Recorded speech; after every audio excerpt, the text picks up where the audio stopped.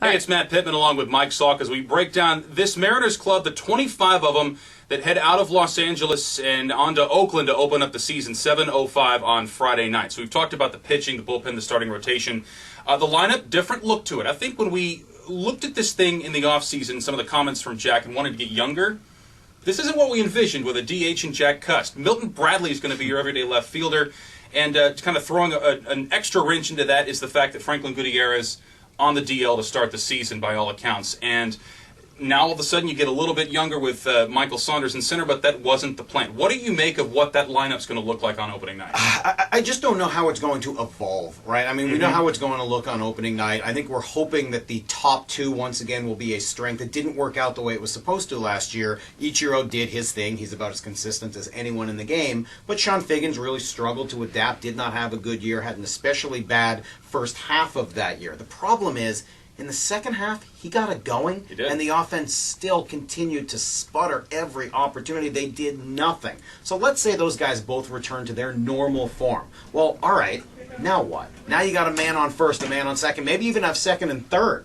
But how many times did the 3, 4, 5 hitters for the M's fail to do anything? And 6, 7, 8, 9, we won't even talk about what happened at the end of the order. So I think you need Justin Smoak to show up and have a big year. He's going to hit fifth, it looks like, for this team. I think he is the key to this entire season. If he takes that next step and shows that he can be Mark Teixeira light, great. Maybe you've got somebody for the future. If he doesn't, I think you end up seeing quite a bit of struggle the way you did last year. Jack Cust, you know what he is, right? He's going to hit a lot of home runs. He's going to have a lot of walks, and he's going to strike out a ton. And yes, Mariners fans, that's probably going to drive you crazy. Try to remember, an out isn't much worse when it's by strikeout than it's by any other means, because he is going to strike out a lot. And then you said to your guy, Milton Bradley, I don't know. My guy, Milton Bradley. Do you buy what you saw in the spring?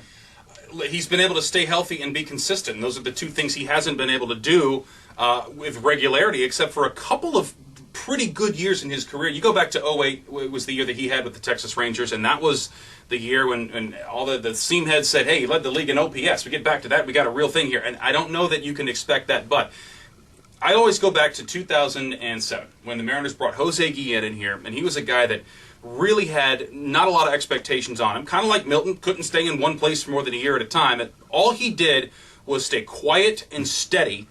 99 ribbies, 20 home runs, had a pretty darn good year. Locked down number 3 in that order. You make the biggest point of them all. Ichiro and Figgins are going to do their thing. Hitting number 3, last year when it was Casey Kochman and Franklin Gutierrez, that offense, it really kind of spun its tires in the mud. And I think Milton gives you at least the potential to have some early offense in ball games, and that's what they didn't have last year. Get that next hit. Get that next hit. And that's what the Mariners struggled with last year. All right, you got a guy, get that next hit. Don't waste the opportunities you've been given. They succeeded at that 2 years ago. Got to find a way to succeed at it again this year. And again, I think Smoak sliding down into 5, not asking to hit cleanup, a little bit of pressure off of him there. They need Gutierrez to hit near 2009 numbers, and having him do that, I think, at 6th in the order could really change the complexion of things too. But starting him on the DL, it's going to be a slow climb back for him. Not going to be easy scoring a ton of runs. Is it going to be as bad as last year? I don't think so. I don't think mathematically it could I can't watch even that be again. possible. I don't think it is. I do think with Sean Figgins having a complete year, hopefully returning to his form, if Milton can give them anything, and by the way, I don't think he can play every day. I just think the knees are not at the point where he can do that. So can Michael Saunders, with his new swing, add something? Add just a little bit. Can Jack Cust hit a few more home runs? Can Miguel Olivo be enough of an upgrade over the catchers last year? Can you get that additional production from a few spots in the order? If you can, is it going to be historically great? No. Could it be historically awful again? Maybe not. And going back to what you said at the beginning, how it will evolve, I think that we will see a ton of evolution this season because there's a kid named Dustin Ackley down in Tacoma who's waiting in the wings. It's not going to be easy to get runs, but it should be better than next year. It all starts 7:05 Friday night. Felix on the mound against the A's. Mike Salk, Matt Pitman with you on 710 ESPN Seattle.